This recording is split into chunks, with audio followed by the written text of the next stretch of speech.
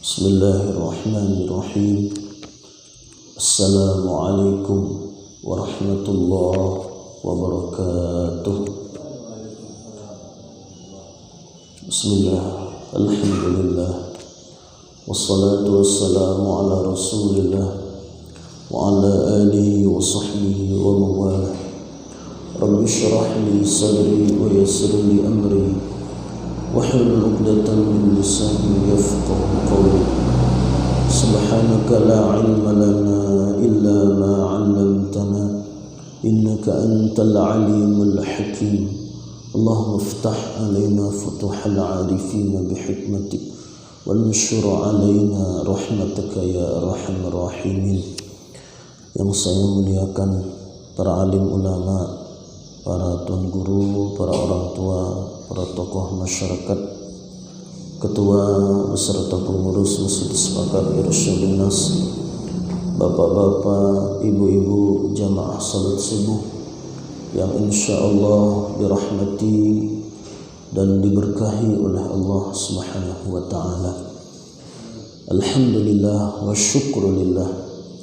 Bersyukur kita kepada Allah Subhanahu wa taala atas begitu banyak nikmat, karunia serta rahmatnya, hingga pada subuh yang mulia ini kita ditakdirkan oleh Allah Subhanahu wa taala untuk bisa melaksanakan ibadah salat subuh berjamaah, dan insyaallah subuh ini juga kita isi dengan pengajian atau mengkaji ayat-ayat Allah Subhanahu wa taala. Seingat saya pada subuh ini kita sampai pada ayat ke-8 daripada surah Al-Jumu'ah. A'udzu billahi minasyaitonir rajim. Bismillahirrahmanirrahim.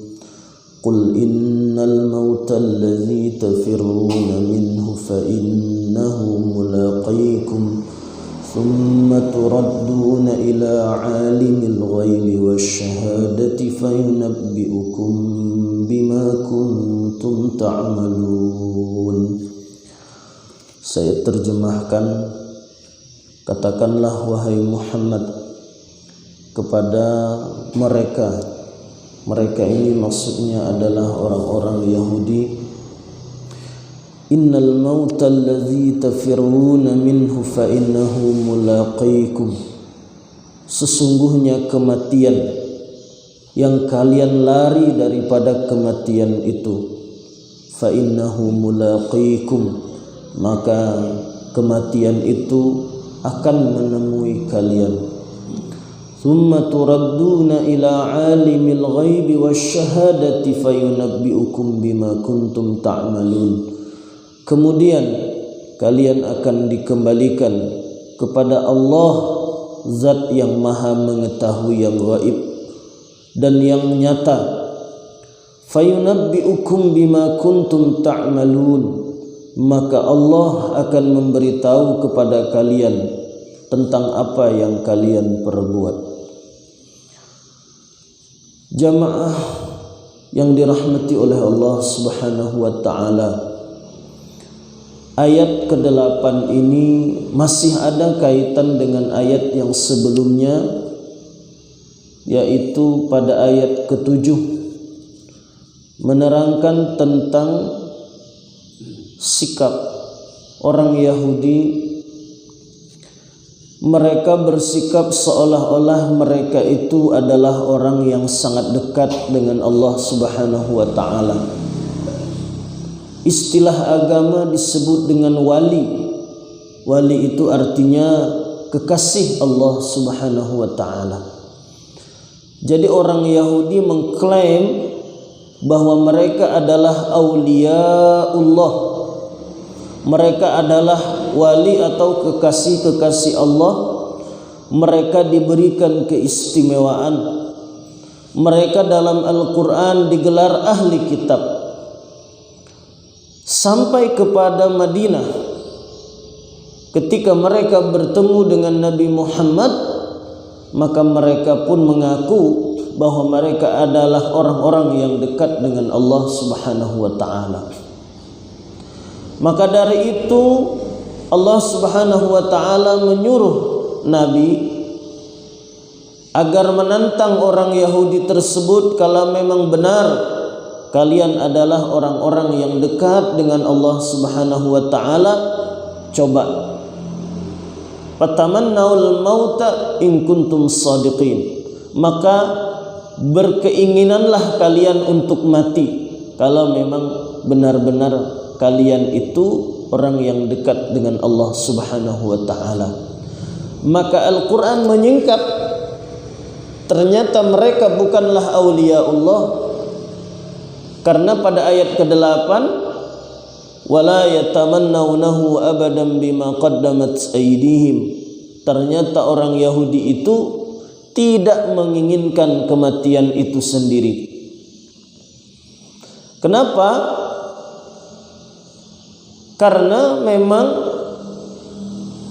berlainan apa yang mereka katakan dengan apa yang ada di dalam hati mereka. Jadi mereka ini hanya mengaku-ngaku bahwa mereka dekat dengan Allah Subhanahu wa taala. Maka pada ayat ke-8 Allah memperingatkan orang Yahudi dan juga memperingatkan kita semua, qul innal mautal ladzi tafirruna minhu fa innahu mulaqikum. Katakanlah, sesungguhnya kematian yang kalian lari daripada kematian itu pasti sungguh dia akan menemui kalian. Ini bukan hanya untuk orang Yahudi tapi juga untuk kita.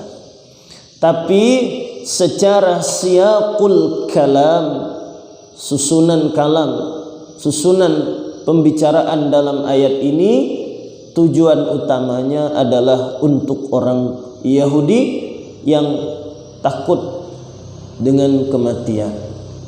Maka peringatan kepada orang Yahudi dan kita juga orang Islam, walaupun kita lari kemanapun untuk menghindari mati, tetap mati itu akan menemui kita. Maka dalam Al-Quran Allah berfirman, aynama takunu yudrikkumul mautu walau kuntum fi burujim musyayyadah. Dimanapun kalian berada, maka pasti kalian akan ditemui oleh kematian, walaupun kalian berada dalam benteng-benteng yang kokoh dan kuat. Maka mungkin kita sudah mendengar kisah pada masa Nabi Sulaiman, ketika Nabi Sulaiman mengadakan pertemuan, ada seorang sahabat Nabi Sulaiman berada di sampingnya, dan ternyata ada seorang laki-laki yang datang kepada Nabi Sulaiman, dan laki-laki itu adalah samaran daripada malaikat Israel. Karena dia malaikat Israel, dia mengucap salam dan dijawab salam oleh Nabi Sulaiman, tapi malaikat Israel dengan sinis memandang laki-laki yang ada di dekat dengan Nabi Sulaiman, memandang dengan penuh perhatian. Maka ketika laki-laki itu pergi daripada Nabi Sulaiman, Nabi Sulaiman ditanya oleh laki-laki yang ada di sampingnya atau temannya, wahai Nabi Allah Sulaiman, wahai rajaku, mengapa laki-laki itu begitu sinis memandangku? Maka Nabi Sulaiman menjawab, memang wujudnya adalah laki-laki, tapi hakikatnya dia adalah malaikat Israel, malaikat pencabut nyawa. Terkejut laki-laki tadi, lalu kenapa dia mandang sinis dengan saya? Rupanya dia ngasih tahu, minta izin dengan saya mau cabut nyawa kau. Wah, tambah. Kalau kita mungkin jantungan dah tuh. Kalau dikasih tahu kayak gitu. Maka laki-laki tadi karena kebetulan dekat dengan Nabi Sulaiman, wahai Nabi Allah Sulaiman, engkau adalah raja, engkau adalah Nabi Allah yang diberikan keistimewaan yang luar biasa, bisa menundukkan angin. Saya belum siap mati, saya belum siap untuk dicabut nyawa. Tolong wahai baginda raja, pindahkan saya dengan kekuatan menundukkan anginmu ke tempat yang jauh. Maka Nabi Sulaiman panggilnya angin, diperintahkannya membawa laki-laki ini ke tempat yang jauh. Dalam satu riwayat ada yang mengatakan waktu itu negeri yang jauh adalah negeri Sin atau negeri Cina. Maka dibawalah laki-laki itu ke tempat yang jauh, negeri Cina. Nah, dan di situ laki-laki tadi menyangka bahwa dia akan lepas, akan bebas daripada kematian atau tidak bisa ditemui oleh malaikat maut, malaikat Israel. Ternyata sampai di negeri Cina, malaikat Israel sudah nunggu di situ. Disitulah dia dicabut. Nah, maka malaikat Israel datang mendapati Sulaiman. Wahai Nabi Allah Sulaiman, temanmu kemarin sudah kucabut nyawanya. Nah, kata Nabi Sulaiman, dia minta pindahkan ke sana supaya tidak ketemu kau. Nah, ini kemarin tuh aku bingung, kata malaikat Israel, aku disuruh cabut nyawanya di Cina, kok dia ada dekat kau. Nah, rupanya sebab musabab Nabi Sulaiman mengirim dia ke negeri Cina karena takdirnya matinya adalah di negeri Sin atau di negeri Cina. Ya, jadi ini contoh daripada seseorang yang lari daripada kematian, ternyata kematian itu yang mendatanginya. Bahkan saya mendengar cerita juga orang tua kita dulu. Ya, ada yang pindah dari tempat sepi ke tempat yang agak ramai penduduknya, ya, untuk menghindari perampokan, agar tidak dirampok, agar tidak dibunuh perampok. Pindah dia ke tempat yang lebih aman menurut dia. Ternyata malah di tempat yang aman tuh dia dirampok dan dibunuh oleh Allah Subhanahu wa taala. Maka kita di sini mengambil sikap sebagai orang yang beriman, bukan yang dilakukan oleh orang Yahudi, lari daripada kematian. Maka bagaimana kita menyikapi dan menghadapi kematian itu? Pertama, kita jangan lari. Karena di ayat ini dikatakan, "Qul innal mauta allazi tafirruna." Jangan lari daripada kematian. Dan jangan juga mencari kematian. Maka tidak boleh orang yang beriman itu bunuh diri. Dalam surah An-Nisa ayat 29, "Wala taqtulu anfusakum innahu kana bikum rahima." Jangan kamu bunuh dirimu, karena Allah Maha Pengasih, Maha Penyayang dengan dirimu. Berarti orang yang bunuh diri itu termasuk orang yang putus asa daripada rahmat Allah, tidak menerima takdir terhadap apa yang Allah tetapkan untuknya dalam hidup ini. Maka bunuh diri itu termasuk salah satu dosa besar. Tak boleh. Ya. Jadi yang dosa besar nomor wahid itu yang pertama adalah asyirku billah, menyekutukan Allah. Yang kedua, al-qatlu bighairi haqq, membunuh tanpa alasan yang dibenarkan. Membunuh karena merampok, karena menganiaya, karena mengambil hak orang lain, itu dosa besar. Maka dalam Al-Quran hukumannya adalah qisas, dibunuh juga. Yang ketiga, bunuh diri tanpa alasan. Artinya tak boleh bunuh diri itu. Ya. Nah, maka kalau seandainya saya dan antum semua mendapatkan permasalahan yang mungkin bisikan syaitan sudah berkata kepada kita, lebih baik kau akhiri hidupmu daripada kau menanggung malu, menanggung beban yang tidak bisa engkau tahan, tak bisa engkau tanggung.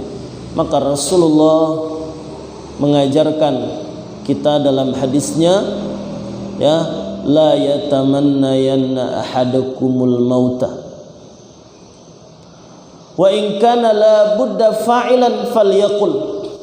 Janganlah seseorang di antara kalian berangan-angan untuk mati. Artinya jangan mau bunuh diri. Wa in kana la budda fa'ilan, dan seandainya ia harus memperbuat kematian itu, artinya bunuh diri, falyaqul, maka hendaklah ia berkata, jangan bunuh diri tapi katakan saja, Allahumma ahyini ma kanatil hayatu khairan li. Ini bahasa Arab, kalau hafal bagus, kalau tak hafal bahasa Indonesianya saja diingat. Allahumma ahyini ma kanatil hayatu khairan li. Ya Allah, hidupkan aku selama hidup itu lebih baik bagiku. Wa amitni in kanal mamatu khairan li. Ya Allah, matikan aku seandainya mati itu lebih baik bagiku. Tadi yang pertama, hidupkan aku ya Allah selama hidup itu lebih baik bagiku, dan matikan aku jika kematian itu juga lebih baik bagiku. Nah, itu di dalam hadisnya sahih, di dalam hadis Riyadhus Shalihin karangan Imam An-Nawawi. Beliau meriwayatkan hadis, dikumpulkan dalam satu buku hadis namanya Riyadhus Shalihin, dan rata-rata hadis itu sahih. Ya. Jadi itu doanya. Hidupkan aku selama hidup itu baik bagiku, matikan aku selama atau seandainya mati itu baik bagiku. Ini kalau kemarin yang bunuh diri belajar itu tidak bunuh diri dia. Cuma karena tak ikut pengajian makanya ambil kain, akhirnya bunuh diri sendiri. Ya. Ya, kita kan pernah juga putus asa. Pernah merasa tidak bisa menanggung masalah ini. Maka itulah doanya. Ya. Artinya apa? Kalau seandainya memang mati lebih baik, maka Allah matikan. Tapi bukan kita yang membuat mati. Kita tidak bunuh diri. Ya. Maka dalam ayat ini kalian lari, tak boleh juga lari dari kematian. Nah, lalu di antara kita orang yang beriman atau mengaku beriman, ada yang takut dengan kematian itu. Kenapa dia takut? Kenapa dia lari? Sebab pertama, ya, karena dia tidak tahu hakikat hidup dan kematian. Dia tidak tahu apa itu hidup di dunia, hakikat yang sebenarnya. Yang dia tahu hidup itu hanyalah kesenangan. Yang dia tahu hidup itu adalah hura-hura. Yang dia tahu hidup itu hanyalah menikmati keindahan yang ada dalam di dunia ini. Jadi itu yang dia tahu. Dia tidak tahu bahwa hakikat hidup di dunia ini pertama sementara. Yang kedua, dia bukanlah tempat untuk menikmati kenikmatan yang sebenarnya. Yang ketiga, dunia ini bukanlah tempat menerima balasan. Dunia ini adalah tempat untuk mengumpulkan bekal. Dia tidak tahu juga bahwa kematian itu bukanlah akhir daripada segalanya. Kenapa harus lari. Dia merasa bahwa mati itu habis cerita. Ketika mati, maka aku dimasukkan ke dalam tanah. Aku akan diletakkan di tempat yang gelap, hancur batang tubuhku. Nah, itu memang seperti itu. Tapi itu bukanlah akhir daripada segalanya. Menganggap kalau mati jasad kita jadi tanah dan tidak meyakini bahwa ketika kita mati akan dihidupkan oleh Allah kembali. Maka disinilah kita perlu membaca ayat Quran, karena dalam Al-Quran ada informasi kaifa takfuruna billah, bagaimana kalian kufur dengan Allah. Wa kuntum amwata, asalnya kalian itu adalah orang mati. Fa ahyakum, maka Allah hidupkan kalian dalam hidup di dunia. Tsumma yumitukum, kemudian Allah matikan, masukkan ke dalam kubur. Tsumma yuhyikum, kemudian Allah akan menghidupkan kalian lagi. Jadi takut mati itu karena menganggap hidup kematian itu adalah akhir daripada segalanya. Setelah mati tidak lagi dihidupkan. Padahal menurut Al-Quran, kita orang beriman semuanya akan dibangkitkan oleh Allah Subhanahu wa ta'ala. Maka sebelum ayat yang saya baca dalam salat tadi, ada di atasnya wa nufikha fis suri wa sa'iqa man fis samawati wa man fil ardi illa man syaa Allah thumma nufikha fihi ukhra fa idahum qiyamun yanzurun. Ditiup sangkakala yang pertama, semua makhluk mati.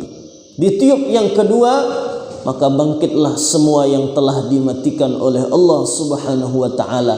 Itulah maksud tsumma yumitukum tsumma yuhyikum, kemudian Allah menghidupkan kalian. Bahkan ulama hakikat mengatakan kematian itu bukanlah mati. Orang yang mati itu tetap hidup, cuma dia tidak bisa bicara.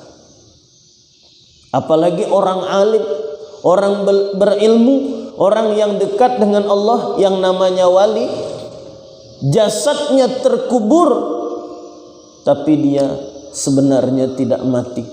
Sebagaimana Allah mengatakan dalam Al-Quran, syuhada Badar, wala tahsabanna alladzina qutilu fi sabilillah, dan jangan kalian menyangka orang-orang yang dibunuh di jalan Allah itu amwata, mati, bal ahyaun, tetapi mereka hidup. Inda rabbihim yurzaqun, mereka dikasih rezeki di sisi Tuhan mereka. Makanya ada Imam Jalaluddin As-Suyuti mengatakan bahwa orang yang mati syahid itu diberi makan oleh Allah di dalam kubur, mendapatkan kenikmatan. Tapi orang kita ingin membuktikan betulkah mereka mendapatkan kenikmatan dalam kubur. Nah, gawe pula tak senonoh karena pakai akal, bongkarnya kuburan tak ada pula katanya. Siksa kubur katanya ada apa tidak, bongkarnya kuburan tak ada katanya. Belepuk-belepuk ya, digebuk-gebuk malaikat tak ada pula bunyinya. Nah ini karena dia memakai akal dan dia berpaham bahwa di dalam kubur itu sama dengan alam dia. Nah, jadi beda dimensi atau beda alam. Memang dia di dalam kubur, tapi bukan dia di dalam kubur, di dalam tanah, tapi alamnya namanya alam kubur atau alam barzakh. Beda alam. Jadi kalau beda alam itu, kita yang di alam dunia ini tidak bisa menembus seperti itu. Lain kamar, lain channel, lain saluran, jadi tak mungkin ketemu. Ya, memang ada sebagian yang dibuktikan oleh Allah Subhanahu wa ta'ala. Ya, ada tuh. Jadi orang meninggal ditaruhnya rekaman di dalam kubur tuh. mau merekam macam mana bunyi malaikat menanya orang yang mati dalam kubur tuh. Ini memang kurang kerjaan ya, tapi ada manfaatnya gitu kan. Nah, ternyata dibuktikan oleh Allah, terekam. Pertanyaan kubur seperti ini. Nah, ya, jadi itu memang belum kita alami, tapi insya Allah sebagai orang yang beriman kita meyakini ada seperti itu. Yang penting tadi kita tidak lari daripada kematian. Kenapa kata Allah fa innahu mulaqikum, sesungguhnya dia akan menemui kalian dimanapun kalian berada. Bisa jadi di pengajian, bisa jadi kita lagi berjualan, bisa lagi berjalan di jalan, bisa lagi kita makan, bisa ada dimanapun. Pokoknya intinya kita antara dua, apakah kita berada dalam kebaikan atau berada dalam keburukan. Maka ini harus menjadi rem bagi kita ketika ingin melakukan sesuatu yang tidak baik. Kita bayangkan bisa jadi kita dimatikan Allah pada saat itu. Nah, fa innahu mulaqikum, kematian itu pasti akan menjumpai kalian. Jadi lari, takut kematian itu, karena memahami bahwa kematian itu akhir daripada segalanya. Kalau ulama hakikat memahami kematian itu hanya berpindah alam, pindah alam saja, dari alam dunia kepada alam yang sementara di dalam kubur, namanya alam barzakh, lalu akan pindah ke negeri yang sebenarnya, yaitu negeri akhirat. Yang kedua, kenapa kita ini takut kematian, lari daripada kematian nih? Karena terlalu mencintai dan takut kehilangan kesenangan dunia. Terlalu. Kalau cintanya cinta, sayang, itu memang alami dalam penciptaan kita sebagai manusia. Tapi kalau terlalu, itu berarti kita sudah menyalahgunakan kecintaan yang Allah berikan kepada kita berlebih-lebihan. Sementara dalam ayat Quran Allah mengatakan secara alami, zuyyina linnasi hubbus syahawati minan nisa'i wal banina wal qanatiril muqantarah. Jadi manusia itu memang sudah secara natural, secara alami cinta, punya syahwat kepada lawan jenis, kepada anak, kepada harta, kepada kebun, kepada usaha, kepada sawah dan sebagainya. Itu memang alami manusia mencintai itu. Tapi kalau terlalu cinta, nah itulah yang membuat kita takut atau lari daripada kematian, hingga kita menikmati itu, menganggap kesenangan itu ada dalam dunia, hingga tak mau mati. Nah, ya.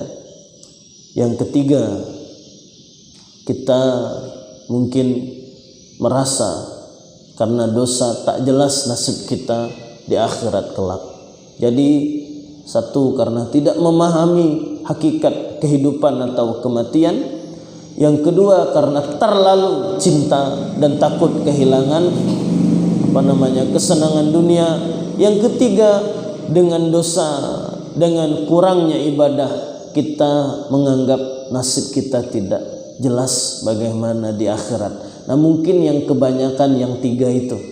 Saya juga kadang terpikir bagaimana nasib saya di akhirat. Nah, ini bagian daripada su'udzonni billah, bagian daripada berburuk sangka dengan Allah. Maka buang itu.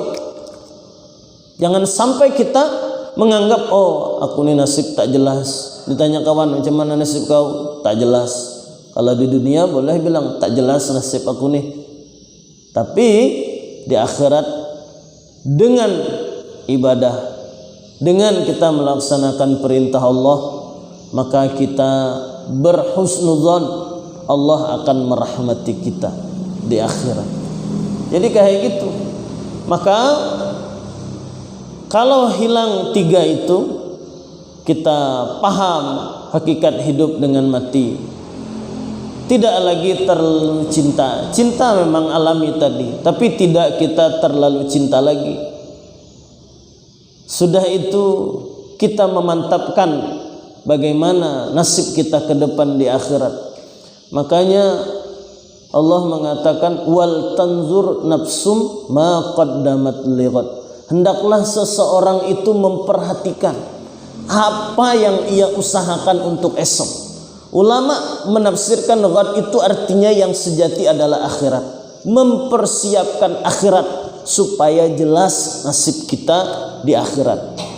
Saya hakul yakin kalau kita menjaga perintah Allah, sembahyang 5 waktu, berzikir kita, berpuasa, ada harta lebih berzakat, tidak ada harta lebih ya tidak berzakat karena tidak wajib, disyukuri apa yang ada, optimis, yakin innallaha la yudhi'u ajral muhsinin.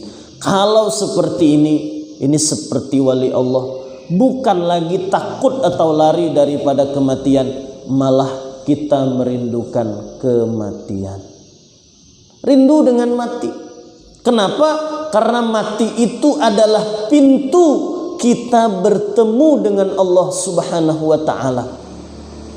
Setelah mati kita tidak lagi merasakan capek, merasakan penat untuk melaksanakan ibadah, melaksanakan kewajiban kita kepada Allah. Setelah mati kita tidak perlu lagi bersabar bangun subuh-subuh di kala dingin untuk melaksanakan kewajiban Allah.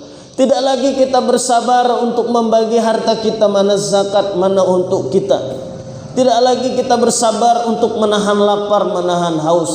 Kenapa? Karena ketika kita mati, berpindah dari alam dunia yang penuh dengan tipu daya, permainan dan semuanya palsu di dunia ini, ya, pindah kita ke alam barzakh.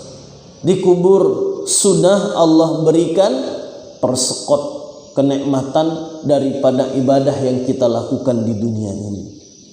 Nah, Pak Adam rindu kematian. Maka ciri orang rindu kematian itu salah satunya adalah al-isti'dadu lil maut, mempersiapkan kematian. Banyak ibadah dengan harapan bisa jadi saya ini diwafatkan oleh Allah dalam keadaan beribadah, dalam keadaan sujud, salat, baca Quran, ketika berwudu. Itu artinya dia memang optimis dan merindukan kematian. Jadi berbalik, orang Yahudi lari. Nah, orang kita kalau kuat imannya, sudah yakin, mantap akan kembali kepada Allah, bertemu dengan Allah dengan pintu kematian, maka kita menunggu malaikat maut datang untuk memindahkan atau mencabut, memisahkan ruh kita daripada jasad kita. Ya, jadi kita tak masuk lagi dengan ayat nih, qul innal mautal ladzi tafirruna minhu, mati yang kalian lari daripadanya. Tapi saya merasa sekarang, ya sekarang masih kita kadang takut dengan lari daripada ayat ini, daripada kematian. Ya, saya masih terbayang-bayang ayat ini. Saya pun kadang takut mati. Ya, mati lampu musim sekarang nih, gelap, jam 2 malam gelap. Dalam kubur dah aku nih, kataku nih. Rupanya tengok jam, tengok HP masih hidup. Oh, masih hidup aku nih. Kalau seandainya tak hidup juga HP tak ada lagi, sudah itu jam yang lampunya tak hidup lagi, tiba-tiba datang malaikat. Nah, ini di dalam kubur dah, tak sadar lagi. Ya, jadi ada perasaan takut, tentu. Ya, nah tapi kalau kita hilangkan tadi, berusaha dengan optimal untuk beribadah, mempersiapkan kematian, hilang rasa takut itu, berubah dengan kerinduan akan kematian, berpindah dari alam yang hina ini, penuh kepalsuan, penuh kebohongan. Yang penting dianggap tidak penting, yang tidak penting dianggap penting. Jabatan itu tidak penting, tapi banyak orang yang menganggap itu penting. Uang sebenarnya tidak penting, Tapi banyak di antara kita yang menganggap itu sangat penting. Ya, kekayaan, harta, popularitas itu sebenarnya tidak penting, tapi banyak di antara kita yang menganggap itu sangat penting. Sementara tasbih, istighfar, salat berjamaah, salat qabliyah subuh, zikir kita di pagi seperti ini, itu penting. Berbuat baik kepada orang lain, membantu orang yang susah, itu yang sangat penting. Tapi kebalikannya itu tidak penting. Maka terakhir jadi Khalifah Harun ar-Rasyid, beliau berjalan dengan tentaranya. Tiba-tiba di tengah jalan bertemu dengan orang yang begitu lama duduk di atas kuburan, di antara kuburan-kuburan. Dari kejauhan Harun ar-Rasyid Khalifah melihat laki-laki tersebut bermenung di kuburan. Maka Khalifah Harun ar-Rasyid berhenti sejenak setelah dekat dengan laki-laki itu, dan laki-laki itu melihat Khalifah, ini Khalifah Amirul Mukminin, pemimpin seluruh umat Islam. Dia datang kepada Harun, dan ternyata dia langsung memanggil Harun ar-Rasyid, tidak memanggil Amirul Mukminin, tidak memanggil Khalifah. Kalau kita sekarang tidak memanggil Bapak Presiden, langsung manggil nama Harun. Kalau kita sekarang Jokowi, nah gitu, dipanggil kayak gitu Khalifah. Sudah itu dipanggil nama, ya maftun, wahai orang yang terfitnah. Waduh, kata Khalifah, kurang ajar nian orang nih. Awak dari kuburan, saya jelas-jelas dari istana, kata Khalifah. Orang nomor satu, bukan satu negara. Waktu itu pula negara Islam paling tinggi kebudayaan dan peradabannya, paling maju di dunia. Saya pemimpin semua umat Islam ini, yang membawa umat Islam kepada kemajuan, dipanggil nama, dipanggil pula ya maftun, wahai orang-orang yang terfitnah, teruji dengan ujian yang besar. Kurang ajar nian dalam hati Harun ar-Rasyid orang nih. Datang orang tadi manggil, ya Harun, anta maftun. Maka Harun ar-Rasyid dengan kelalaiannya dia tertawa, anta majnun, kamu adalah orang gila. Dibilangnya kayak gitu. Kenapa? Ana Harun ar-Rasyid, saya Harun ar-Rasyid, Khalifatul Mukminin, pemimpin umat Islam, Amirul Mukminin. Tapi sementara kau memanggil saya dengan nama. Nah, tapi orang tadi menjawab, bal ana tamul akli, tetapi saya ini adalah orang yang sempurna akalnya. Kata Harun ar-Rasyid, mana buktinya? Orang semuanya berusaha untuk memenuhi kehidupan. Orang semuanya beraktivitas, sementara kau duduk termenung di atas kuburan. Apakah itu tanda orang gila? Tidak sempurna akal. Nah, lalu laki tadi menjawab dengan penuh hikmah, itulah sebenarnya akal yang sempurna.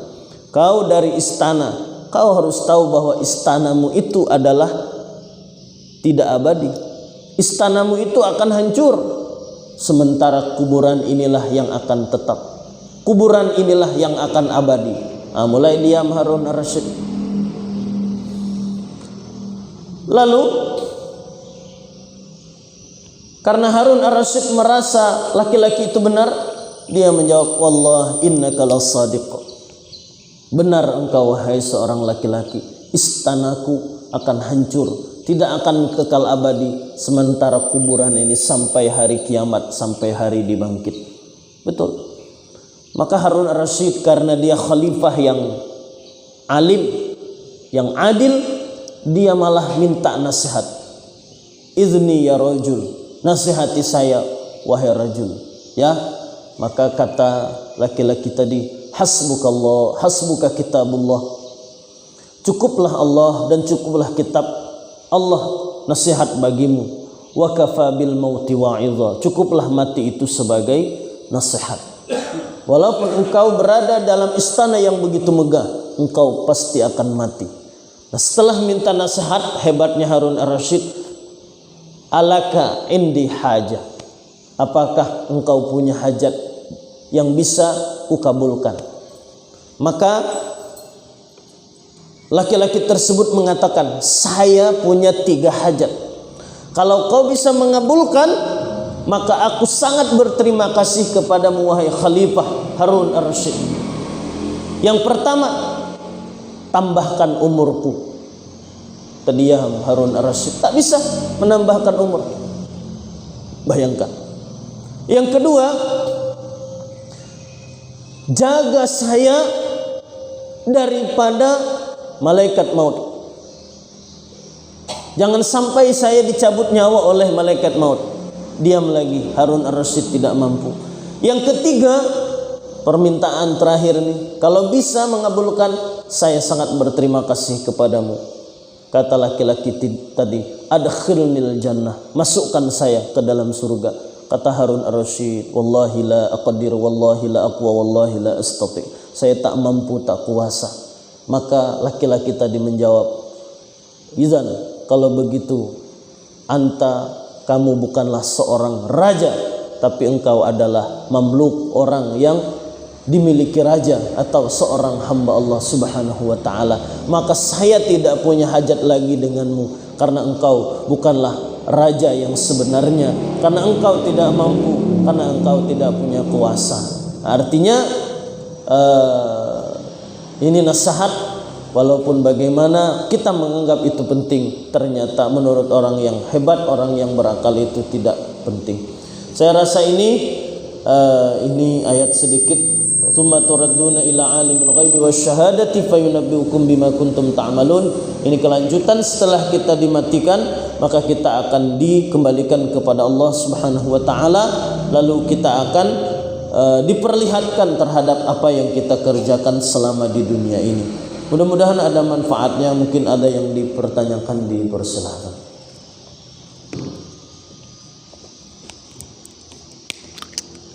Bismillah.